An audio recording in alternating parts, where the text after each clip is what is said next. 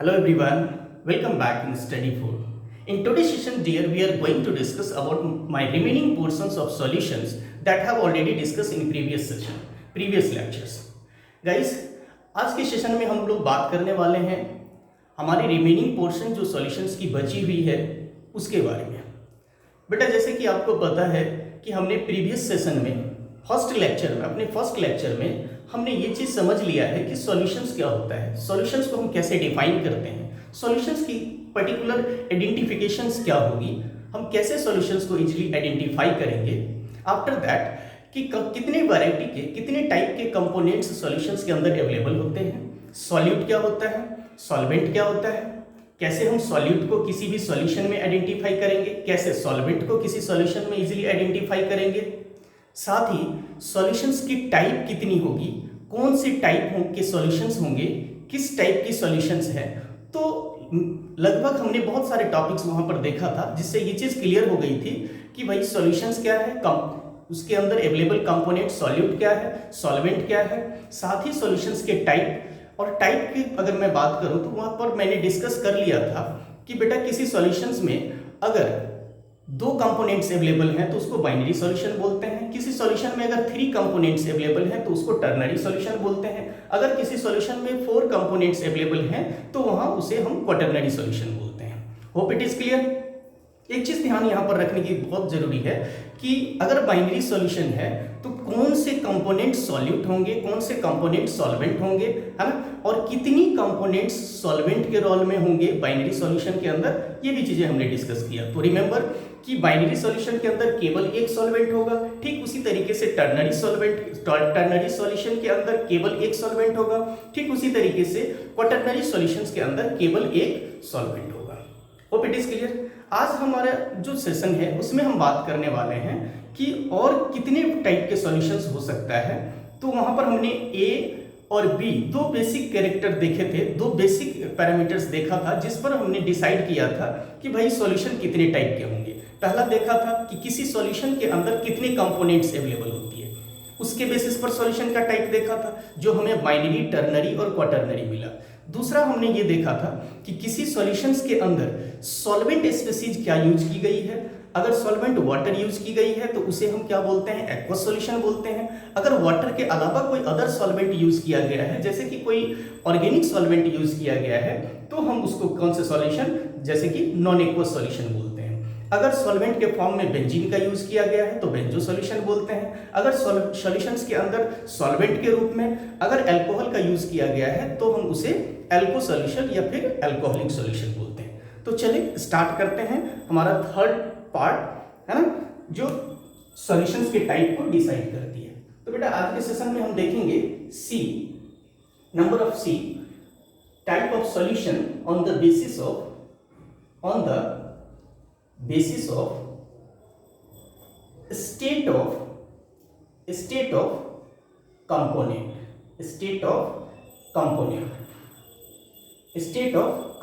और भी हम यहां पर मेंशन कर दें कि कंपोनेंट मींस कौन सी कंपोनेंट, तो बेसिकली यहां पर सॉल्वेंट कंपोनेंट हम यूज करते हैं, है ना, on the basis of state of component. और कौन सी कंपोनेंट, तो सॉल्वेंट वाली। Hope it is clear. On the basis of state कहने का मतलब physical state. Hope it is clear, मतलब कि किसी भी सॉल्यूशन के अंदर सॉल्वेंट की जो स्टेट होगी उसके बेसिस पर हम यहाँ पर सॉल्यूशंस को डिफाइन करने वाले हैं। ठीक है बेटा, तो हम यहाँ पर बात कर लें कि कंपोनेंट के स्टेट के बेसिस पर किसी भी सॉल्यूशन में जो सॉल्वेंट कंपोनेंट है उसके स्टेट के बेसिस पर सॉल्यूशंस को 3 बेसिक कैटेगरी में डिफाइन किया गया है।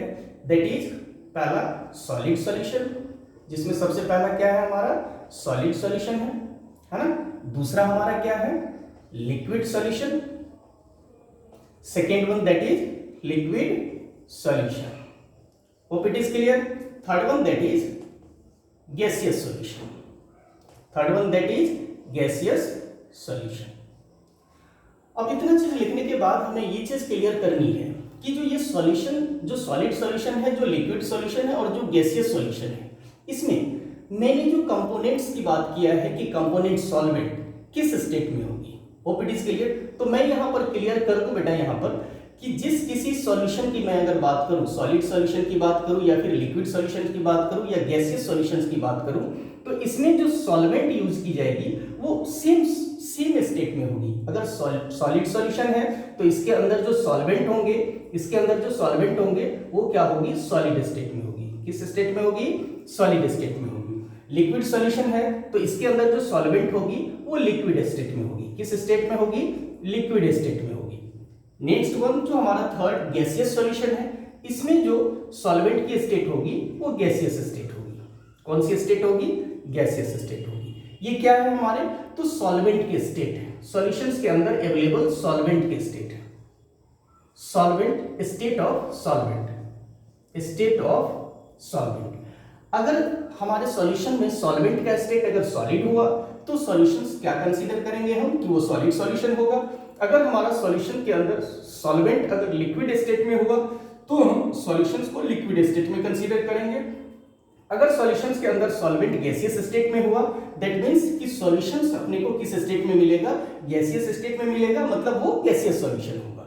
इन सारे फैक्टर्स को नोटिस करने पर हमें ये पता, इन सारे फैक्टर्स को स्टडी करने के बाद अपने को एक चीज पता हो जाता है, एक चीज क्लियर हो जाती है यहाँ पर, कि ये जो सॉलिड सॉल्यूशन है, लिक्विड सॉल्यूशन है और गैसियस सॉल्यूशन है, बेसिकली इन फैक्टर पर निर्भर कर रही है कि सॉल्यूशन के अंदर सॉल्वेंट का क्या स्टेट है।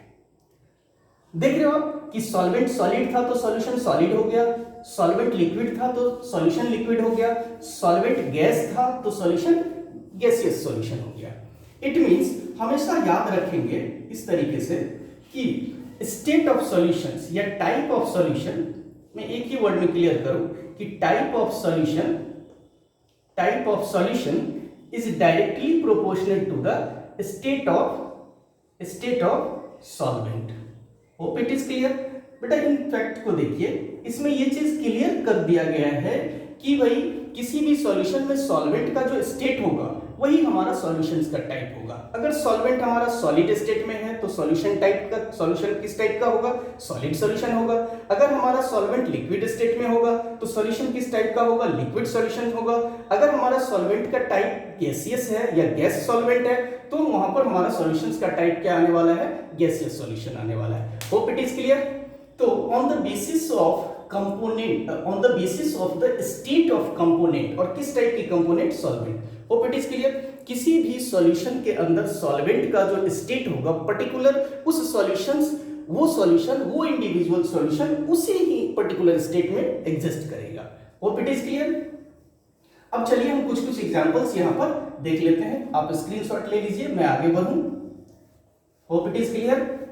चलिए, तो सर ये चीज क्लियर हो गया कि किसी भी सॉल्यूशन का जो स्टेट होता है वो उसमें अवेलेबल सॉल्वेंट के स्टेट के इक्विवेलेंट होता है। मींस अगर सॉल्वेंट सॉल्यूशन के अंदर सॉलिड है तो सॉल्यूशन सॉलिड स्टेट में एग्जिस्ट करेगी। अगर सॉल्यूशन के अंदर अवेलेबल सॉल्वेंट लिक्विड है तो सॉल्यूशन लिक्विड स्टेट में एग्जिस्ट करेगी। अगर सॉल्यूशंस के अंदर अवेलेबल सॉल्वेंट अगर गैसियस है या गैस है तो सॉल्यूशन गैसियस स्टेट में एग्जिस्ट करेगी।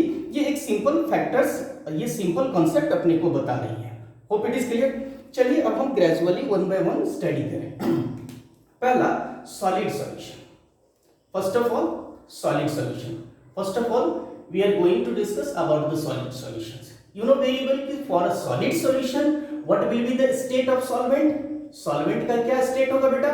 तो very easy सर, solvent क्या होंगे हमारे, solid state में होंगे। किस state में होंगे, solid state में होंगे, because type of solution is directly proportional to the state of solvent. solvent की जो state होगी solution की वही state होगी। तो अगर ये solution solid solution है, सॉरी यहाँ पर solid solution है, अगर ये सॉल्यूशन सॉलिड सॉल्यूशन है दैट मींस इसके अंदर अवेलेबल जो सॉल्वेंट है वो सॉलिड है और अवेलेबल सॉल्यूट, एक चीज और भी क्लियर करूं कि अवेलेबल सॉलिड कुछ भी हो सकता है बेटा, वो सॉलिड भी हो सकता है, वो लिक्विड भी हो सकता है और वो गैसेस भी हो सकता है। राइट, सॉलिड भी हो सकता है, लिक्विड भी हो सकता है एंड गैसियस भी हो सकता है। सॉल्यूट अपना कुछ भी हो सकता है ना, सॉल्यूट कुछ भी हो सकता है, सॉल्यूट सॉलिड भी हो सकता है, सॉलिड भी सॉलिड के अंदर डिसॉल्व कर सकता है, लिक्विड भी सॉलिड के अंदर कर सकता है, और गैसेस भी कर सकता है। कहने का मतलब कि सॉलिड कुछ भी किसी भी स्टेट में हो सकती है, सॉलिड हो सकती है, लिक्विड हो सकती है, गैस हो सकती है। बस केवल एक चीज ध्यान रखना है कि सॉल्वेंट को किस स्टेट में रहना होगा, सॉलिड स्टेट में रहना होगा, यदि सॉल्यूशन की टाइप सॉलिड है तो। Hope it is clear. तो मैं चलो एक एग्जांपल्स देख लूं यहां पर, है ना, अलग अलग एग्जांपल्स देख लेते हैं। अगर हमारा सॉल्यूट बेटा, अगर हमारा सॉल्यूट सॉलिड हो और यदि हमारा सॉल्वेंट अगर मैं सॉलिड सॉल्यूशन की बात कर रहा हूं तो सॉल्वेंट डेफिनेटली क्या होगा सर, सॉलिड होंगे, है ना।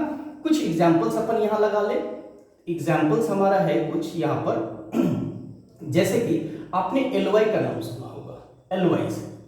एलवाइज जितने भी हैं बच्चों, एलवाइज मीन्स की मिक्सचर ऑफ टू और more than two solids, that is called as alloy, और मिक्सचर ऑफ टू और more than two metals are called alloys. तो जितने भी एलवाइज हैं बेसिकली वो एक सॉलिड सॉल्यूशन है। वो क्या है, एक सॉलिड सॉल्यूशन है।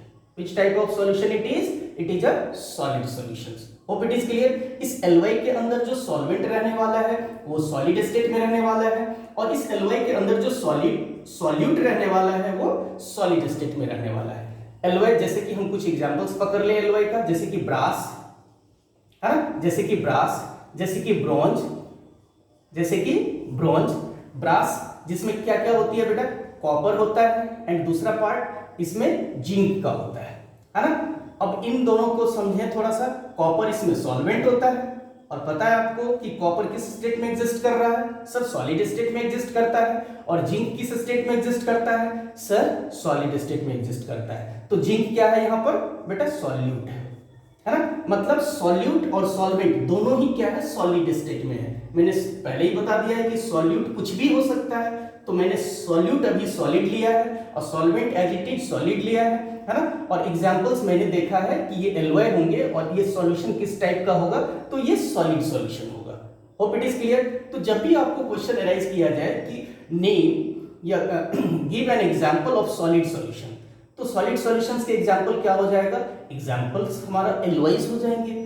और भी अगर अपने को क्लियर करके बताना है, पूछा जाए कि ब्रास क्या है बेटा, तो सर ब्रास एक सॉलिड सॉल्यूशन है जिसके अंदर कॉपर और जिंक मिले हुए होते हैं। कॉपर सॉल्वेंट के फॉर्म में होता है और जिंक सॉल्यूट के फॉर्म में होते हैं। ठीक, अब पूछेगा कि ब्रॉन्ज क्या है, तो sir no doubt bronze is an alloy और this is a kind of solid solution. ये एक सॉलिड सॉल्यूशन का टाइप है। जैसे कि ब्रॉन्ज के अंदर कॉपर होती है और दूसरा पार्ट टीन का होता है बेटा, जिसमें कॉपर फिर से सॉल्वेंट है, और आपको पता है कि सॉल्वेंट यहाँ किस स्टेट में है, कॉपर मतलब सॉलिड स्टेट में है, और जिंक ये जो टीन है Sn, ये भी सॉलिड स्टेट में है, और ये यहाँ पर सॉल्यूट के रोल में है। किस रोल में है, सॉल्यूट के रोल में है। Hope it is clear. अब हम आगे बढ़ते हैं next.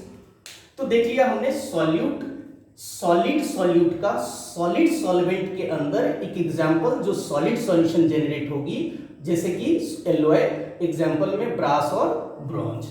Hope it is clear. और भी हो सकता है नो डाउट, और भी हम लगा सकते हैं इसमें।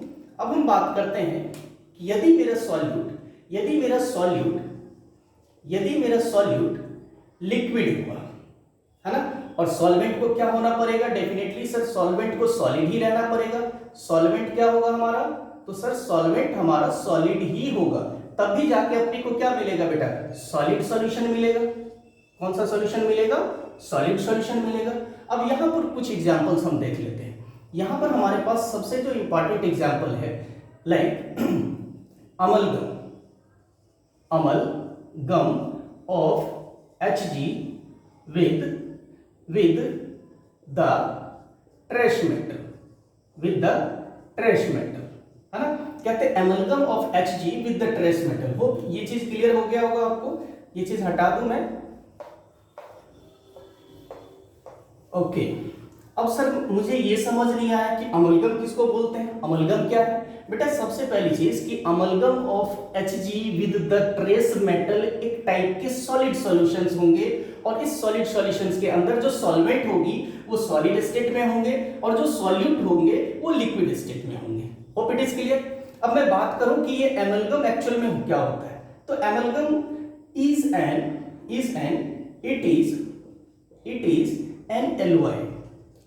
N alloy of mercury. ये मरकरी का एलॉय होता है। अमलगम क्या होता है, सिंपल सर, ये एक एलॉय होते हैं मरकरी का, है ना, with the another trace metal. तो बच्चों यहां पर अमलगम क्या है, एक एलॉय है मरकरी का। मरकरी के एलॉय को किसके साथ, किसी भी ट्रेस मेटल के साथ, जैसे कि ट्रेस मेटल हो सकता है सोडियम हो सकता है, ट्रेस मेटल यहाँ पर पोटेशियम हो सकता है, ट्रेस मेटल यहाँ पर एल्यूमिनियम हो सकता है ना, एक्सेट्रा। ये सारे ट्रेस मेटल है। ट्रेस मेटल आपका सिल्वर भी हो सकता है ना, ट्रेस मेटल टीन भी हो सकता है, Sn भी हो सकता है।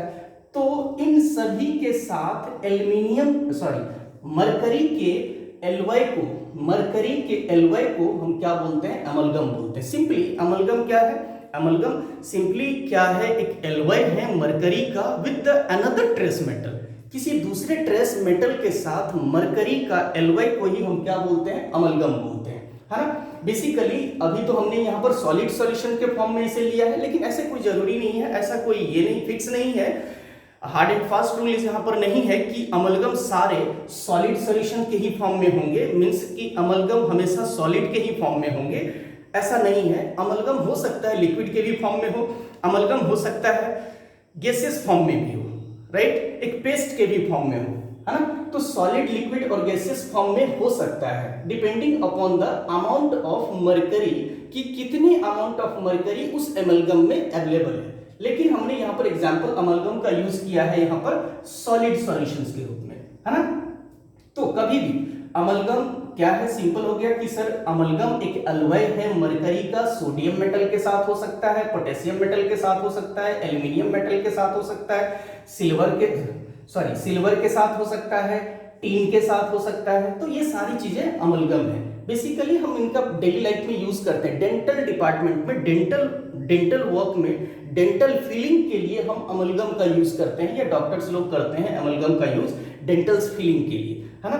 बेसिकली वहां पर यूज होता है अमलगम में, कौन कौन से टाइप के अमलगम यूज होता है, वहां पर डेंटल अमलगम यूज होता है, एल्यूमिनियम अमलगम होती है, अमोनियम अमलगम होती है, सोडियम अमलगम होती है, पोटेशियम अमलगम होती है। ये डिफरेंट टाइप के अमलगम्स है। बस बात समझना ये है कि अमलगम एक्चुअल में क्या होती है। तो अमलगम सिंपली एक एलॉय है मरकरी का किसी दूसरे ट्रेस मेटल के साथ। अगर ऐसा है कि केवल ये मरकरी ही है और ये सारे मेटल्स नहीं है, तो फिर वो अमलगम नहीं है। अमलगम के लिए मरकरी का एलॉय होना चाहिए इन सभी मेटल के साथ, तभी हम क्या बोलते हैं, उसे अमलगम बोलते हैं। मींस कि अमलगम क्या है, सिंपली मरकरी का होता है ना।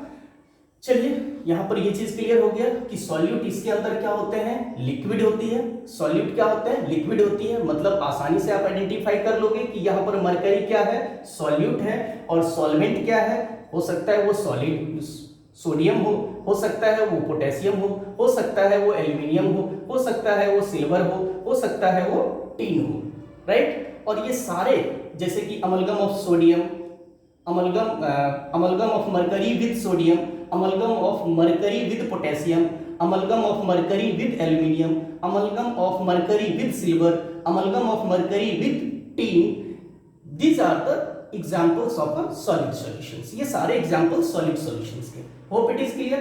आप स्क्रीनशॉट ले लीजिए, मैं आगे बढ़ूं। अब बेटा आगे बात करें, चलिए नेक्स्ट है हमारा कि यदि मेरा सॉल्यूट गैस हुआ, यदि मेरा सॉल्यूट गैस हुआ और यदि गैस हुआ और सॉल्वेंट हमारा सॉलिड ही है, यदि हमारा सॉल्यूट गैस हुआ और सॉल्वेंट गैस ही है, सॉल्वेंट सॉलिड ही है, तो हमारा सॉल्यूशन क्या होगा सर, सॉलिड सॉल्यूशन होगा। वेरी सिंपल, कौन सा सॉल्यूशन होगा बेटा, सॉलिड सॉल्यूशन होगा, राइट। जैसे कि यहां पर हम एग्जांपल्स में ले लें कुछ एग्जांपल्स, जैसे कि dissolved gas with minerals, with minerals. Mineral के साथ कुछ गैसेस डिसॉल्व होती है बेटा, है ना। आपने पढ़ा होगा प्रीवियस स्टैंडर्ड में कभी कि ओर्स होते हैं, मिनरल्स होते हैं, है ना। तो वही चीज है, ये मिनरल्स हैं। और मिनरल्स में क्या होता है, कुछ कुछ गैसें डिसॉल्व होती है, राइट। और मिनरल किस फॉर्म में होती है, सॉलिड फॉर्म में होती है, और उसके साथ कोई गैस इन्वॉल्व रहता है, गैस उसके साथ कोई मिक्स रहता है, जो अपने को किस टाइप के सॉल्यूशंस का एग्जांपल प्रेफर करता है, सॉलिड सॉल्यूशन का एग्जांपल प्रेफर करता है। दूसरी एग्जांपल अपन ये भी ले सकते हैं, है ना, कि adsorption of hydrogen gas with the platinum और पैलेडियम। मतलब hydrogen gas H2 gas with the palladium और प्लेटिनम, है ना। प्लेटिनम गैस, प्लेटिनम मेटल या पैलेडियम मेटल के साथ हाइड्रोजन गैस क्या होती है, एड्सॉर्ब कर जाता है आसानी से। कुछ रिएक्शंस में, ऑर्गेनिक रिएक्शन में, वहां पर कैटालिस्ट के लिए इसका यूज किया जाता है, बहुत बहुत बहुत अच्छे तरीके से, है ना। रिएक्शंस को करवाने के लिए कैटालिस्ट के फॉर्म में इसका यूज किया जाता है, जहां पर हाइड्रोजन गैस को पैलेडियम के साथ और हाइड्रोजन गैस को प्लेटिनम के साथ यूज किया जाता है। एक्चुअल में ये हाइड्रोजन गैस आसानी से प्लेटिनम पर या प्लेडियम के मेटल पर आसानी से एड्सॉर्ब हो जाती है। और जब ऐसा होता है तो हम इसको प्रैक्टिकली क्या कहेंगे, कि कोई गैस किसी सॉलिड में डिसॉल्व कर रही है, मींस कि किसी सॉलिड के साथ मिल चुकी है, तो ये हमारे को भी किसको, सॉलिड सॉल्यूशंस को प्रेफर करती है। Hope it is clear. तो हमने यहाँ पर 3 अलग अलग टाइप के सॉल्यूट देख लिए, सॉलिड सॉल्यूट सॉलिड सॉल्वेंट के साथ, लिक्विड सॉल्यूट सॉलिड सॉल्वेंट के साथ, और गैसियस सॉल्यूट सॉलिड सॉल्वेंट के साथ। और ये सारे हमारे एग्जांपल्स थे। Hope it is clear. अब हम आगे बढ़ते हैं बेटा, स्क्रीनशॉट ले लीजिए इसका, आगे बढ़ें। चलिए, hope it is clear, everything is fine. Okay, now students, next type of solution, that is liquid solutions. Liquid solution. Now I am going to discuss about the liquid solutions. You know very well, sir, I know very well, for a liquid solution solvent will be in liquid state, while solute will be in any kind of a state like that, solid, liquid और gas. Solute फिर से यहाँ पर कुछ भी state में हो सकता है वो सॉलिड में हो सकता है वो लिक्विड में हो सकता है वो गैसियस स्टेट में हो, है ना। लेकिन सॉल्वेंट लिक्विड होने की वजह से सॉल्यूशन कैसा बन जाएगा फिर से यहाँ पर बेटा, तो लिक्विड सॉल्यूशन बन जाएगा। चलिए हम एक एक एग्जांपल देख लेते हैं। अगर हमारे पास सॉल्यूट सॉलिड स्टेट में हुआ, और अगर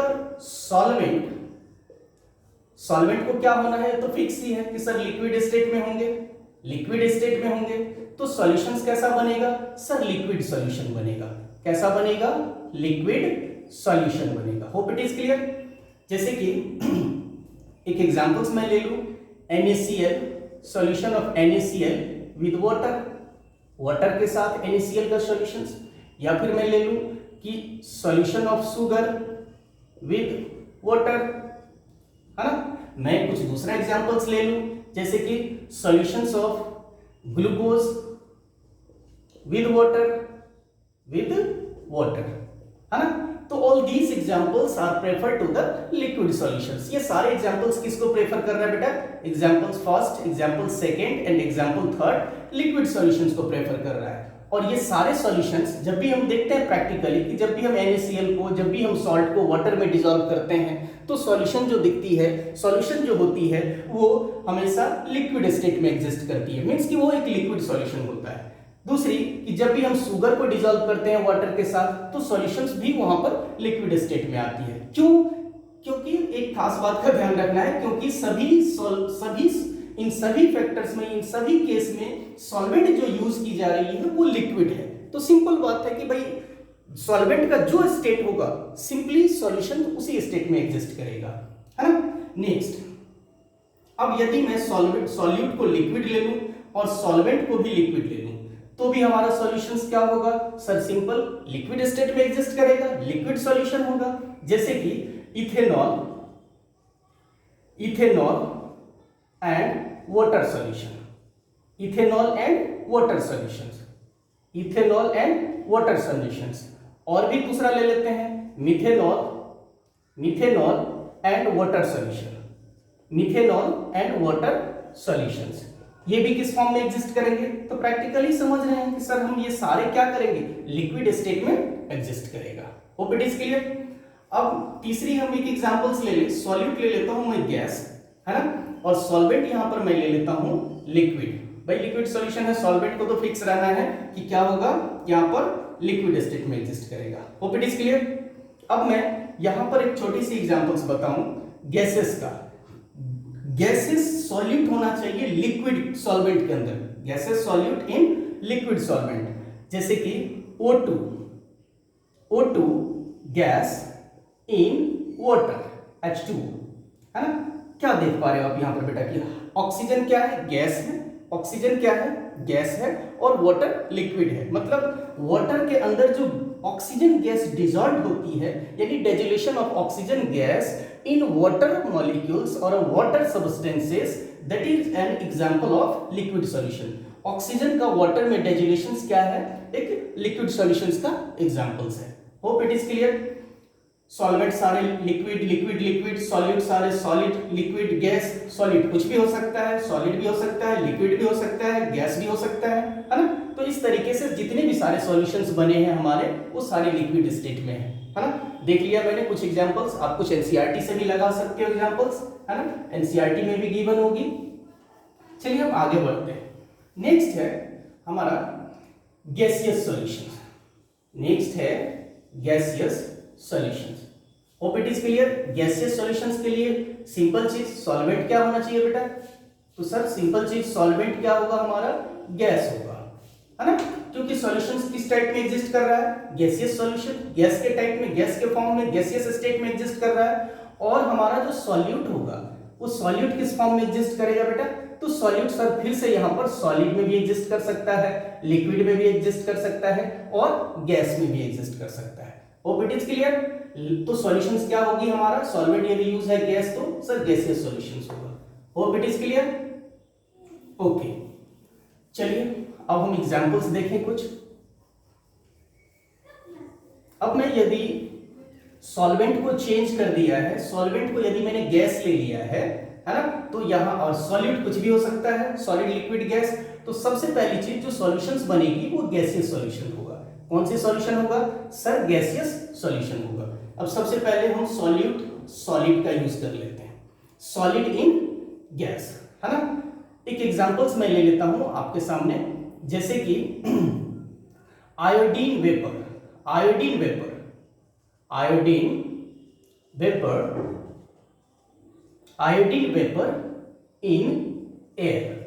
एयर में आयोडीन वेपर का मिलना, एयर में आयोडीन वेपर का मिक्स होना, एक्चुअल में ये किस टाइप के सॉल्यूशंस को रिप्रेजेंट करता है, गैसियस सॉल्यूशन को रिप्रेजेंट करता है। आयोडीन बेसिकली सॉलिड फॉर्म में एग्जिस्ट करता है ना, और एयर सिंपली गैसियस फॉर्म में एग्जिस्ट करता है। तो यहाँ जो सॉल्यूशंस बनेगा वो गैसियस फॉर्म में होगा। Hope it is clear. चाहे दूसरा आप कह सकते हो कंफोर, कपूर in nitrogen gas, in nitrogen gas. कपूर एक मटेरियल है बेटा, एक सब्सटेंस है ना, और यदि कपूर सॉलिड स्टेट में एग्जिस्ट करता है, अगर कपूर नाइट्रोजन गैस के साथ मिल जाती है तो सॉल्यूशन कैसे बनेगी, गैसियस सॉल्यूशन बनेगी। मतलब कपूर का नाइट्रोजन गैस में डिसॉल्व होकर के सॉल्यूशन बनना एक गैसियस सॉल्यूशन का एग्जांपल है यहाँ पर, है ना। Kapoor in nitrogen gas, this is an example, this is example of gaseous solutions. Hope it is clear. अब मैं बात कर लूं, लिक्विड को चेंज कर देता हूं, लिक्विड में सॉल्यूट को मैं चेंज करता हूं, सॉल्यूट में ले लेता हूं लिक्विड, और सॉल्वेंट एज इट इज रहेगा, सॉल्वेंट हमारा गैस रहेगा। तो इसके लिए अपन एग्जांपल कुछ देख लेते हैं, जैसे लिक्विड का गैस में, लिक्विड का गैस में, तो सबसे बेस्ट एग्जांपल हमारे पास क्या होता है बेटा, ह्यूमिडिटी, है ना सर। ह्यूमिडिटी, ह्यूमिडिटी बोले तो वेपर ऑफ वाटर, यानी वाटर वेपर, यानी गैसियस वाटर, है ना, गैसियस वाटर यानी ह्यूमिडिटी इन एयर। एयर में वाटर के मॉलिक्यूल गैसियस फॉर्म में जो मिक्स होती है, जिसी को अपन ह्यूमिडिटी कहते हैं, हाँ, एयर में वाटर वेपर का इंक्रीज करना, दैट इज ह्यूमिडिटी, है ना। तो humidity in air, that is an example of gaseous solution. Humidity, humidity ये क्या है, एक्चुअल में लिक्विड है, ह्यूमिडिटी मतलब वाटर के मॉलिक्यूल्स हैं, लिक्विड स्टेट में होती है, और वाटर अगर एयर के साथ मिक्स होती है तो हम कहते हैं कि भाई ह्यूमिडिटी बढ़ गई है ना। तो humidity in air that is example of gaseous solutions. Hope it is clear. एक और भी सुपीरियर एग्जांपल ले लें अपन, CCl4 बेटा, कार्बन टेट्राक्लोराइड, जो कि लिक्विड स्टेट में होती है। CCl4 in nitrogen N2 gas बहुत आसानी से मिक्स हो जाती है कार्बन टेट्राक्लोराइड नाइट्रोजन के साथ, है ना, लेकिन कुछ ना कुछ प्रोसेस है इसके साथ, है ना, एक बाई प्रोसेस, ऐसे तो है मिक्स नहीं होगी, है ना। तो कार्बन टेट्राक्लोराइड का नाइट्रोजन गैस के साथ मिक्स होकर के एक गैसियस सॉल्यूशंस को प्रिपेयर करती है। मतलब कार्बन डाइऑक्साइड का नाइट्रोजन गैस के साथ मिल करके जो सॉल्यूशन बनेगी वो एक एग्जांपल होगा गैसियस सॉल्यूशन का, जिसमें क्या है, नाइट्रोजन गैसियस फॉर्म में है, यहाँ पर नाइट्रोजन सॉल्वेंट है ना, और हमारा जो CCl4 है जो लिक्विड फॉर्म में है वो क्या है, सॉल्यूट है। जैसे ह्यूमिडिटी में, ह्यूमिडिटी वाटर के मॉलिक्यूल्स लिक्विड स्टेट में वो सॉल्यूट है, एयर क्या है, गैसियस स्टेट में जो क्या है, सॉल्वेंट है ना। इसमें आयोडीन क्या है, तो सॉल्यूट है, और एयर क्या है, आयोडीन सॉल्यूट है, एयर क्या है, सॉल्वेंट है, कपूर क्या है, सॉल्यूट है, नाइट्रोजन क्या है, सॉल्वेंट है। Hope it is clear. अब मैं बात कर लूं नेक्स्ट, सॉल्यूट को चेंज करता हूं, सॉलिड, लिक्विड और गैस। अब मैं लेता हूं गैसियस सॉल्यूट। कौन सा सॉल्यूट लेता हूं बेटा, गैसियस सॉल्यूट। और हम क्या लेते हैं, सॉल्वेंट क्या रहेगा हमारा, एज इट इज रहेगा, सॉल्वेंट गैस ही रहेगा। तो सिंपली एयर अपना सबसे बेस्ट एग्जांपल है, एयर, है ना। हम क्या देखते हैं कि O2 यानी O2 एंड N2 का मिक्स रहना एयर में, एयर के अंदर जो ऑक्सीजन और नाइट्रोजन गैस आपस में मिक्स होती है, एक्चुअल में वो हमारा एक गैसियस सॉल्यूशन का बेस्ट और सुपीरियर एग्जांपल है। तो इस तरीके से हमने देख लिया कि सॉल्वेंट सॉल्यूशंस के अंदर अवेलेबल कंपोनेंट जो सॉल्वेंट है उनके स्टेट के बेसिस पर सॉल्यूशन तीन टाइप के मिले, सॉलिड सॉल्यूशन, लिक्विड सॉल्यूशन और gaseous solutions. Hope it is clear, है ना। ध्यान रखना है कि इस तरीके से आप आसानी से भी पता लगा सकते हो ये भी बात कि भाई किसी सॉल्यूशन के अंदर सॉल्वेंट क्या है। जैसा कि आपने पहले देखा है कि सॉल्वेंट और सॉल्यूट को आइडेंटिफाई करने का दूसरा भी मेथड था कि किसी सॉल्यूशन में सॉल्यूट यदि कम है और सॉल्वेंट अगर ज्यादा है तो हम उसको क्या बोलते हैं, किसी सॉल्यूशन में जो क्वांटिटी, जो कंपोनेंट ज्यादा है उसको सॉल्वेंट बोलते हैं और जो कंपोनेंट कम है उसको सॉल्यूट बोलते हैं। एक तो मेथड हमारे पास वो था डिटर्मिनेशन करने का कि भाई हम आसानी से पता लगा सकते हैं कि किसी भी सॉल्यूशन में सॉल्यूट कौन होंगे और सॉल्वेंट कौन होंगे। दूसरा तरीका आपको यहां से पता चल सकता है कि किसी भी सॉल्यूशन में सॉल्वेंट क्या होगी, है ना। मतलब किसी भी जिस किसी स्टेट में वो सॉल्यूशन एग्जिस्ट कर रही होगी उस सिमिलर स्टेट में जो कोई भी सब्सटेंस उस सॉल्यूशन में दिखता है आपको, वही सिंपल क्या होंगे, सॉल्वेंट होंगे। Hope it is clear. चलिए, ये था हमारा टाइप ऑफ सॉल्यूशंस और इस तरीके से हमारा टाइप ऑफ सॉल्यूशंस फिनिश हो गया बेटा। Hope it is clear. अब हम बात करते हैं आगे कॉन्सेंट्रेशन टर्म्स की। नेक्स्ट है हमारा कॉन्सेंट्रेशन टर्म, कॉन्सेंट्रेशन टर्म्स या कंसंट्रेशन ऑफ द सॉल्यूशन, है ना। कॉन्सेंट्रेशन टर्म बेसिकली, वैसे हम नेक्स्ट सेशन में इसे पढ़ने वाले हैं लेकिन मैं अभी ही कुछ क्लियर कर दूं ताकि आप इसके लिए प्रिपेयर रहें। कॉन्सेंट्रेशन टर्म अपने को कंप्लीट इंफॉर्मेशन देगी किसी भी सॉल्यूशंस के बारे में। किसी भी पर्टिकुलर सॉल्यूशन में क्वांटिटी का क्या सिचुएशन है, क्वालिटी का क्या सिचुएशन है, मतलब उसकी क्वांटिटेटिवली और क्वालिटेटिवली कंप्लीट इंफॉर्मेशंस को अपन कहाँ स्टडी करने वाले हैं, इस टर्म में, कंसंट्रेशन टर्म्स के अंदर। Hope it is clear.